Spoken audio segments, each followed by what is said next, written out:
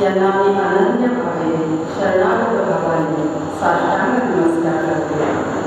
जयाचा जनी जन्म नामार्थ झाला, जयाने नामात केला, जयाच्या मुखी सर्वदा नाम कीर्ती. नमस्कार त्या ब्रह्म चैतन्य मूर्ती सद्गुरुनाथ महाराज की जय. जय जय रघुवीर समर्थ. सद्गुरु ओम मालती देवी आई साहेब यांनाही मी भक्तिभावे साष्टांग नमस्कार करते. त्यांच्या कृपेने, त्यांच्या इच्छेने कोजागिरी पौर्णिमेच्या उत्सवाच्या निमित्ताने मला आज इथे येऊन त्यांची सेवा करायची संधी मिळालेली आहे. त्यांच्या दर्शनाचा लाभ मला मिळालेला आहे. आणि जे दुग्ध शर्करा योग ज्याला म्हणतो तो असा की त्यांचा जन्मशताब्दी सोहळा नुकताच सुरुवात झालेली आहे. आणि त्या वर्षामध्ये म्हणजे माझी कित्येक वर्षांची ही ओढ होती की आईचं दर्शन मला घ्यायचं आहे. त्यांचं चरित्र जेव्हा वाचलं तेव्हा माझ्या लक्षात आलं की प्रपंचात राहूनही इतक्या थोर साधनेमध्ये राहून त्यांनी एवढं प्रचंड कार्य केलेलं आहे. तर एकदा तरी आपल्याला हे आयुष्यात त्यांचं दर्शनाला येता यावं. पण माझी पुण्याही कमी पडली की त्या देहात असताना मला येता आलं नाही. पण आज मात्र माझा योग असा आला की त्यांच्या जन्मशताब्दी सोहळ्यामध्ये मला इथे येता आलं. आणि त्यांनी या बालिकेला परवानगी दिली की ये तुझे काय बोबडे बोलायचे ते बोल इथे, मी आहे तुझ्या पाठीशी. म्हणून त्या अगदी माझ्या पाठीशी उभे आहेत.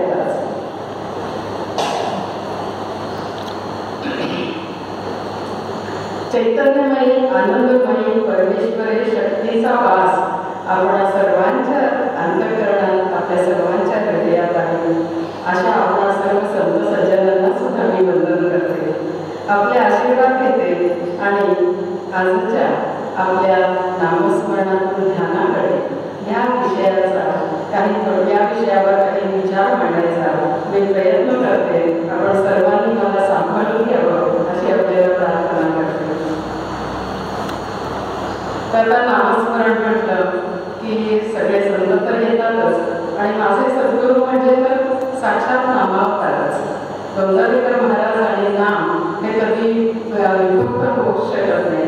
नाम म्हटलं की गंगाधर महाराज आणि गंगाधर महाराज म्हटलं की नाम, याशिवाय दुसरं काही कोणाच्याही मनामध्ये येतच नाही. तर असं हे नाम म्हणजे काय? तर नाम म्हणजे भगवंताचं नाम, साक्षात परमेश्वराचं नाम. ह्या सृष्टीची जी निर्मिती झाली ती त्या परब्रह्माच्या ओंकारातून झाली. हे परब्रह्म आधी एकच होतं. आणि मग त्याला असं स्मरण झालं की एकम भगवस्याम. म्हणजे आपण काही वेळेला म्हणतो की परब्रह्माला कंटाळा आला की मी एकटाच आहे, आता मी काय करू.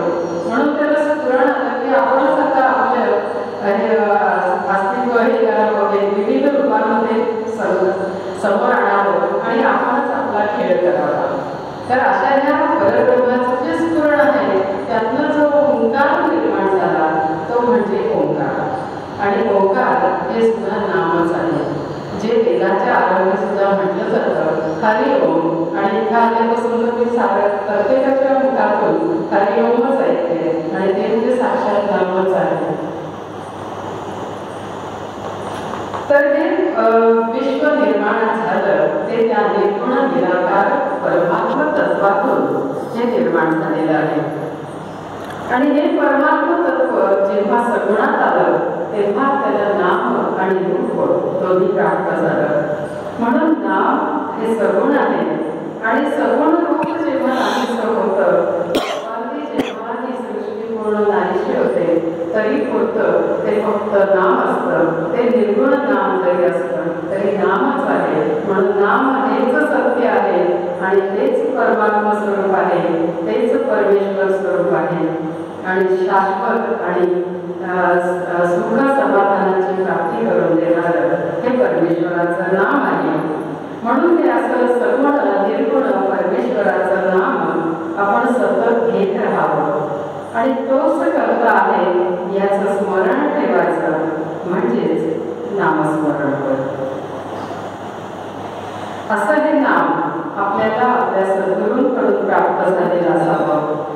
नाम हे खरं तर स्वतः सिद्ध आहे.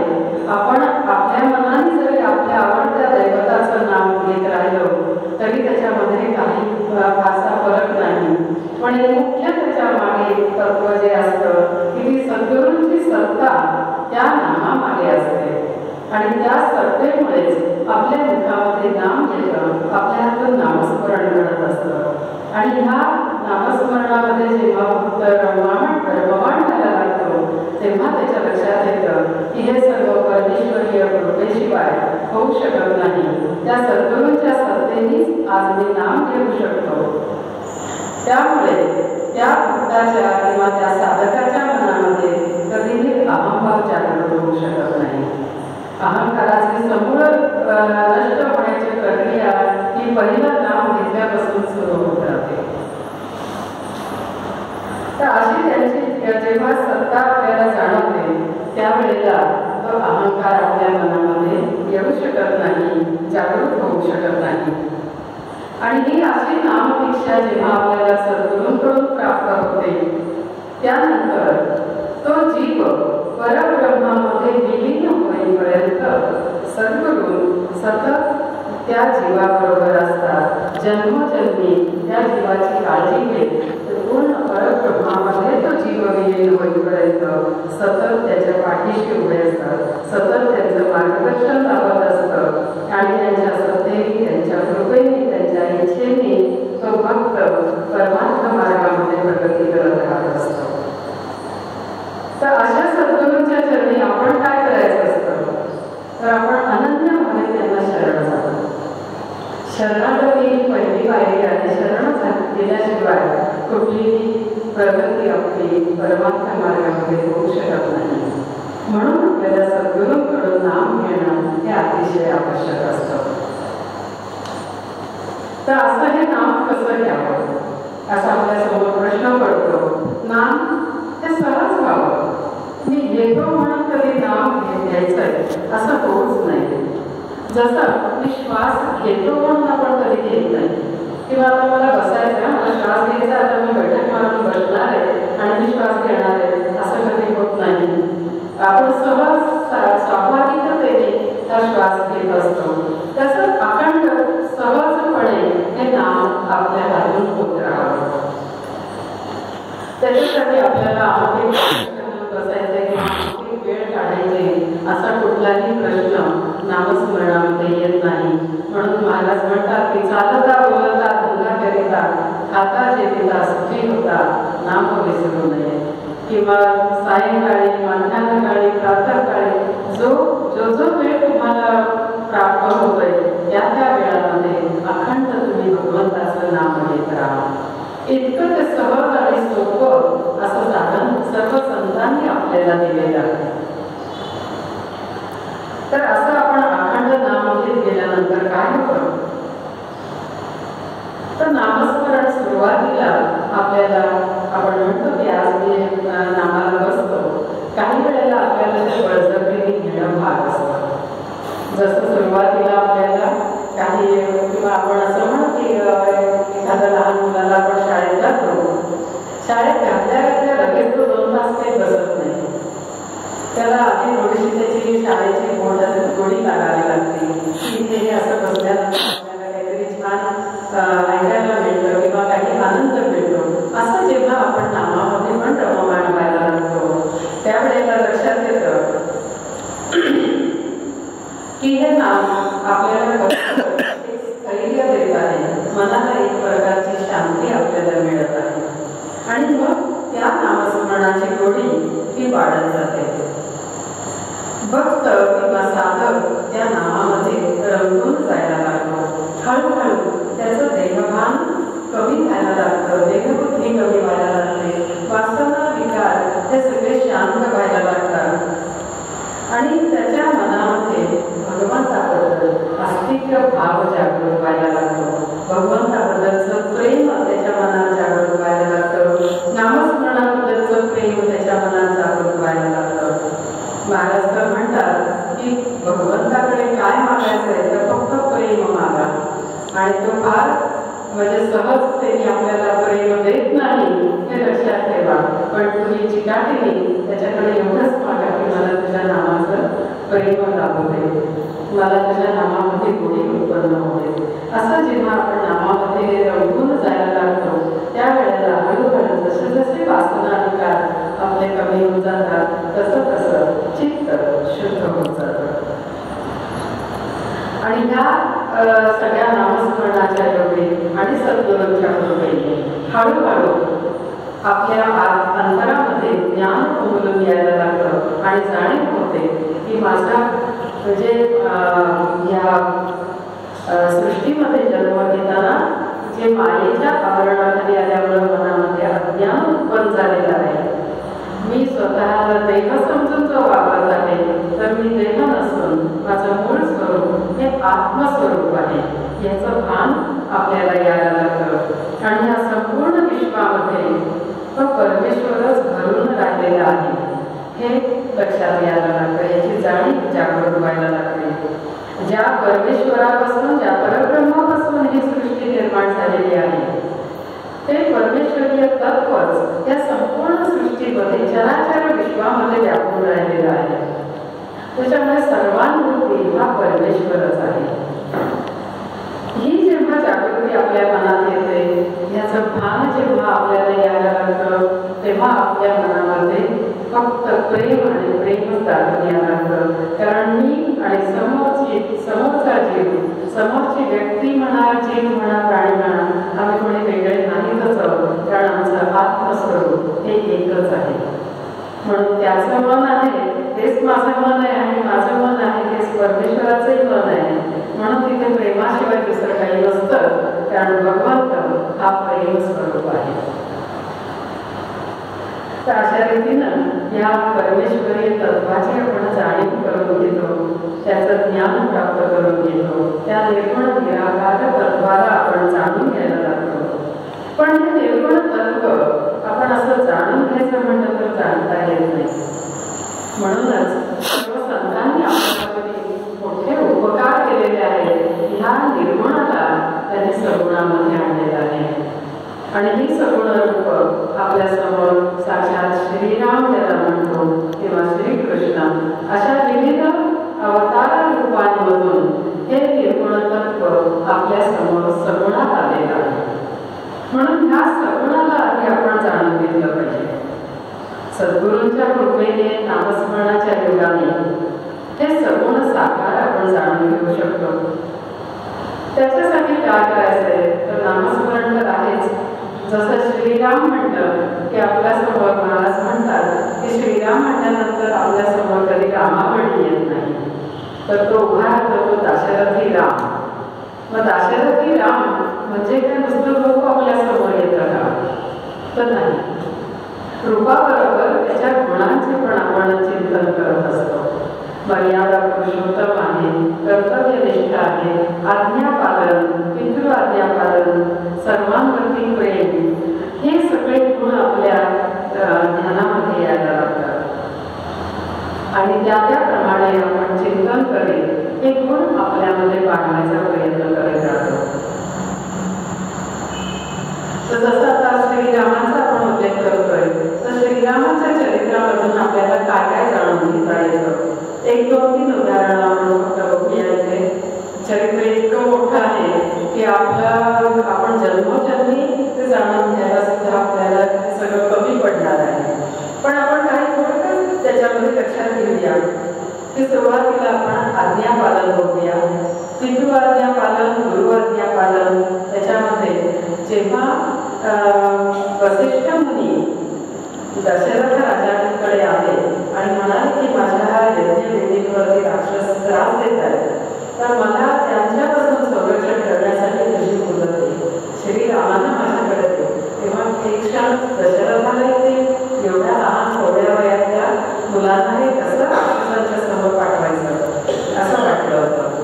परंतु त्यांनी वसिष्ठ मुनींनी त्यांची समजूत घेतली आणि ते श्रीरामाला घेऊन आता निघालेले आहेत.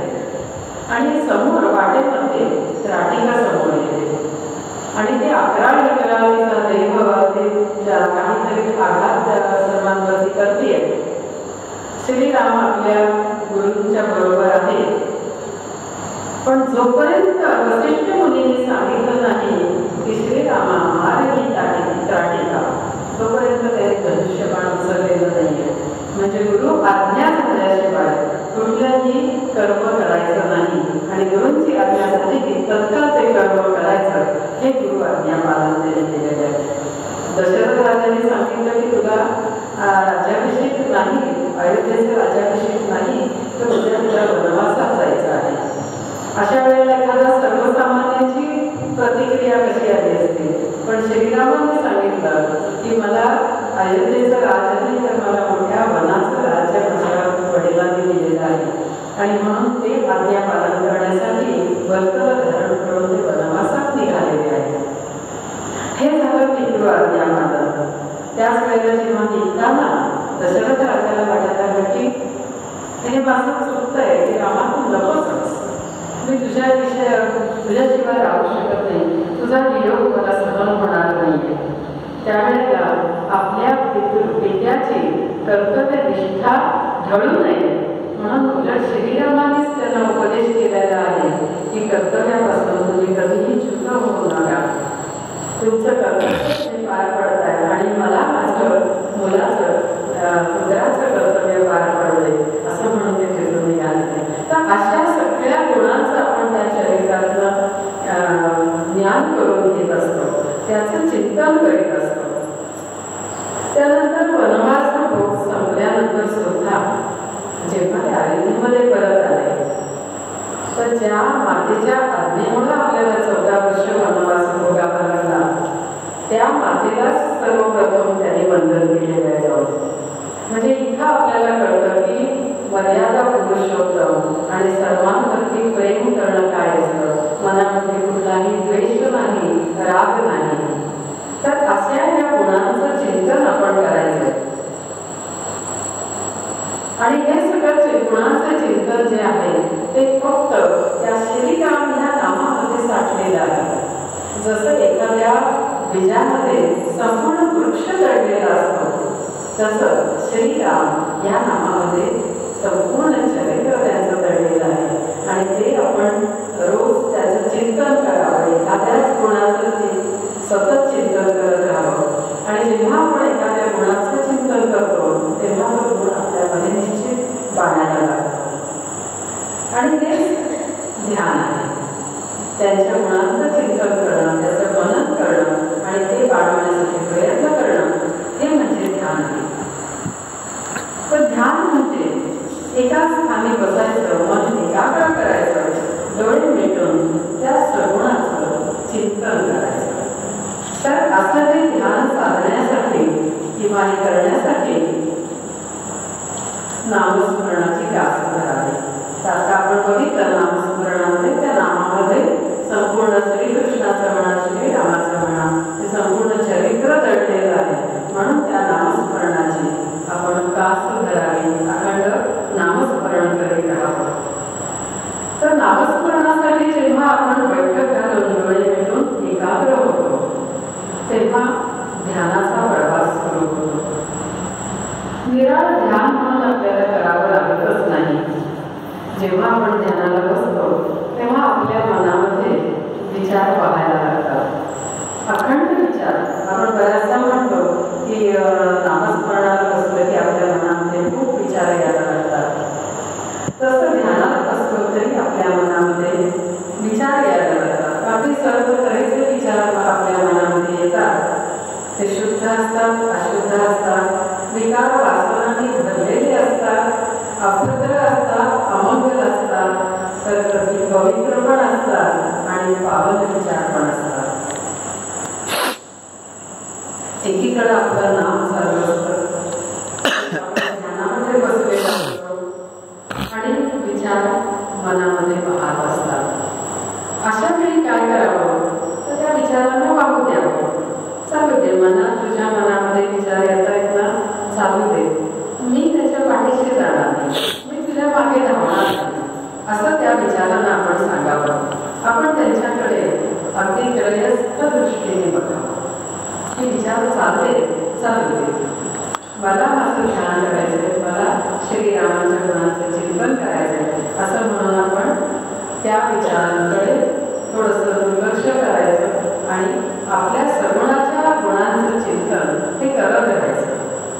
मग अशा जेव्हा हळूहळू अशा रीतीने आपण जेव्हा ती सवय लावायला लागतो तसे तसे हळूहळू मनात येणारे विचार हे कमी कमी होत जातात. आणि मग मनाची पुढे अशी अवस्था येते की मनामध्ये काही विचार नाही आहे, सगुणाची हालचाल पण नाही आहे आणि विचारांचा कोलाहल पण नाही आहे. इतकं आपलं मन शांत व्हायला लागतं. निर्गुण तत्वाची मनामध्ये जाणीव असते, परंतु जे नाम आपण घेतो ते नाम आपल्याला निर्गुणाच्या पलीकडेही नेत असतं. जिथं फक्त शुद्ध विमल असं परमात्मा तत्व हे तिथे शाश्वतपणे रोखण टाकलेलं असतं. आणि ह्या संपूर्ण प्रक्रियेलाच ध्यान असं म्हणतात. म्हणजे ध्यान हे काही वेगळं नाही आहे आणि हे आपल्याला नामस्मरणातून साधता येतं. तर नामस्मरणातच अशा रीतीनं हे ध्यान सामावलेलं असतं. जसं जसं नामस्मरण होऊ लागतं तसं काय होत राहतं तर आपल्या मनाच्या अंतर्गत पातळीवरती जे विषय वासना असतात त्या उपायांवरती यायला लागतात. कारण मनाच्या शुद्धतेची प्रक्रिया जसं आपण नाम घ्यायला लागतो त्या क्षणापासून सुरू झालेली असते. ज्या क्षणी आपण ध्यानात बसतो तेव्हा ही शुद्धतेची प्रक्रिया सुरू झालेली असते.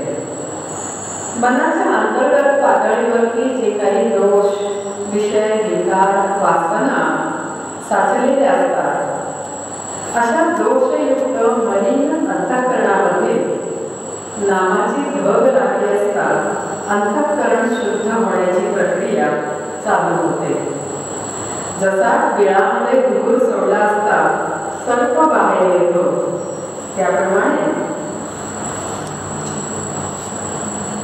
नामाची धग लागली असता ते विकार, वासना हे उफाळून बाहेर येतात आणि हळूहळू ते क्षीण होत जातात. जसं विस्तवाजवळ डोळे ठेवला असता ते वितळतं त्याप्रमाणेच नामाची धग लागली की हे वासना, विकार यांचं प्राबल्य कमी कमी होत जातं आणि ते क्षीण होत जातात. म्हणून कितीही विषय, विचार, विकार मनामध्ये उफाळणारे तरी न घाबरता चिकाटीनं नामस्मरण करीत राहावं. त्यायोगे चित्त शुद्ध होत जातं. विषय, वासना, विकार हे सर्व क्षीण होत जातात. आणि मग काय होतं अशा शुद्ध चित्तामध्ये ही परमेश्वरीय शक्ती जागृत होते, प्रकट होते. खरं तर ही परमेश्वरीय शक्ती आपल्यामध्ये मूळतःच आहे, परंतु आपल्या मनावरती जो मायेचा आघात झालेला असतो त्यामधून आपल्या मनामध्ये एक अज्ञान उत्पन्न झालेलं असतं आणि त्यातून आपण स्वतःला मी देह आहे असं समजून त्या देहबुद्धीमध्येच कायम राहतो. तर ह्या परमेश्वरीय शक्तीची जेव्हा आपल्या मनामध्ये जागृती होते, तिची जाणीव आपल्या मनामध्ये होते, त्यावेळेला आपल्या मनामध्ये शरणागतीचा भाव जागृत होतो. आपण त्या शक्तीसमोर पूर्ण शरण जातो की बाबा हे माझ्या हातातलं काहीच नाही, मी ह्या कुठल्याही गोष्टींच्या वरती ताबा मिळवू शकत नाही, मी एक अतिशय अज्ञानी जीव आहे. तेव्हा आता हे परमेश्वरा तूच माझा सांभाळ कर असे म्हणून आपण त्या परमेश्वरी शक्तीच्या चरणी शरण जातो. तर असा मायेच्या जाळ्यामध्ये सापडलेला जीव हा स्वतःला देह समजून वापरत राहतो आणि त्या देहबुद्धीतून अहंकार जागृत होतो. त्या अहंकारातून मी माझे पण जागृत होतं आणि त्यातूनच विषय, वासना, विकार हे मनामध्ये जागृत होत राहतात. परंतु ज्या वेळेला भगवंताच्या शक्तीची आपल्याला जाणीव होते आणि ज्या वेळेला आपण परमेश्वरी शक्तीच्या चरणी शरण जातो त्यावेळेला काय होतं तर ते सर्व वासना, विकार क्षीण होत गेल्यामुळं चित्त शुद्ध झाल्यावर आत्मज्ञान आतमध्ये प्रकट व्हायला लागतं आणि त्यातून जीवाला कळतं की आपलं मूळ रूप हे आत्मस्वरूप आहे आणि हे आत्मभान आपल्यामध्ये जागृत व्हायला लागतं. नामस्मरण करीत करीत जीव देहबुद्धीतूनही बाहेर यायला लागतो, अहंकार त्याचा क्षीण व्हायला लागतो आणि त्यातून तो परमेश्वराशी एकरूप व्हायला लागतो. जीव परमात्मा चरणी संपूर्ण समर्पित होतो, ज्याला भक्ती मार्गामध्ये आत्मसमर्पण आत्मनिवेदन असं म्हणलं जातं. म्हणजे जे भक्ती मार्गाचे जे 9 पायऱ्या सांगितलेल्या आहेत त्यातली ही सर्वश्रेष्ठ उत्तम अशी अवस्था जी आहे आत्मनिवेदन, म्हणजे संपूर्ण सर्वस्व हे चरणी अर्पण करणं म्हणजे परमात्मा चरणी समर्पित होणं. आणि त्यातून मनामध्ये जागृती होते की मी पण परमात्मा स्वरूपच आहे आणि हा विवेक सद्गुरू कृपेने आपल्या मनामध्ये जागृत होतो.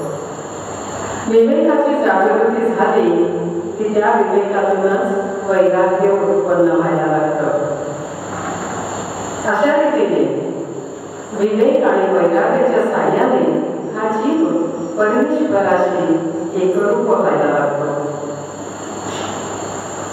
आणि ही परमेश्वरी स्वरूपाची जाणीव किंवा ज्याला आपण आत्मस्वरूपाचं भान म्हणतो हे साधकाच्या किंवा भक्ताच्या मनामध्ये पूर्णपणे स्थिरावतं आणि मग त्या भक्ताच्या अंतरंगामध्ये अंतःकरणामध्ये सोहमची जागृती होते.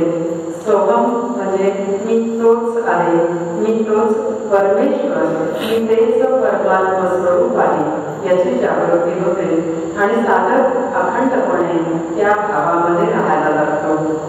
प्रत्येक श्वासाबरोबर सोहम हा नाद उमटत राहतो आणि हीच खरी ध्यानावस्था आहे. आणि हेच ध्यान सद्गुरू कृपेने अखंड चालू राहतं. त्याच्यासाठी खरोखर निराळी प्रक्रिया करून आपल्याला बसावंच लागत नाही. सुरुवातीला मात्र जरूर आपण ध्यान करायला बसावं. ध्यानावस्था आपल्याला प्राप्त होतेच, म्हणून आपली वेळ चुकवायची किंवा आपलं ध्यान सोडायचं असं नाहीये. तर ह्या सोहम नादामध्ये, या सोहमच्या ध्यानामध्ये आपण 24 तास त्याच ध्यानामध्ये राहू शकतो. म्हणजे उघड्या डोळ्याने ध्यान करणं म्हणजे काय, तर ते सोहमचा नाद आपल्या अंतरात जो चाललेला आहे त्याच्यावरती लक्ष केंद्रित करून त्या सोहम भावामध्ये, त्या आत्मस्वरूपाच्या भावामध्ये अखंड राहणं म्हणजेच ध्यान. अशा रीतीनं नामस्मरणातून आपल्याला ध्यान साधता येतं. तर नामस्मरणामध्ये ह्या भक्ती मार्गामध्ये हे 4ही मार्ग येतात. नामस्मरणामधूनच हे 4ही मार्ग सामावलेले असतात. भक्ती मार्ग, कर्म मार्ग, योग मार्ग, ज्ञान मार्ग असे हे 4 परमेश्वर प्राप्तीचे मार्ग आपल्याला दिलेले आहेत. आणि हे 4ही या भक्तीमध्ये अगदी सहजपणे आपण त्या मार्गावरती चालत असतो. आपल्या लक्षातही येत नाही की इतकं सहजपणे हे सगळं घडत असतं. तर ते कसं, तर जो नामस्मरण करतो त्याच्या हातून सत्कर्मही सहजपणे घडत असतात, म्हणजेच कर्ममार्ग आचरला जातो. नामस्मरणातून परमेश्वराशी एकरूपता साधता येते. भक्त हा कधीही त्यामध्ये विभक्त राहत नाही, त्याचा ईश्वराशी योग साधला जातो, म्हणजे योग मार्ग सुद्धा आपण आचरत असतो. आत्मस्वरूपाचं ज्ञानही नामस्मरणातून सद्गुरूंच्या कृपेने आपल्याला प्राप्त होतं, म्हणून ज्ञानमार्गही तिथे आचरला जातो. तर अशा रीतीने नामस्मरणातून परमेश्वराबद्दलचे मनामध्ये प्रेम, भक्ती, श्रद्धा जागृत होते, शरणागत भाव जागृत होतो, आत्मज्ञान आपल्या अंतरात फुलायला लागतं. अशा रीतीनं भक्ती मार्गातून आणि नामस्मरणाच्या मार्गातून आपण अखंड ईश्वराशी योग साधू शकतो आणि अखंड त्याच ध्यानामध्ये राहू शकतो. अशा रीतीने आपण नामस्मरणातून ध्यानाकडे हा सहज मार्ग आपण आचरू शकतो आणि सद्गुरू कृपेने तो आपला पूर्ण केला जातो. तर असे आपल्या प्रत्येकामध्ये ही सर्व जागृती व्हावी आणि सर्वांना नामस्मरणातून ईश्वराशी योग साधता यावा आणि आत्मस्वरूपाच्या ध्यानामध्ये अखंड राहता यावं अशी मी सद्गुरू चरणी प्रार्थना करते आणि माझ्या वाणीला विश्राम देते. श्रीराम श्रीराम श्रीराम.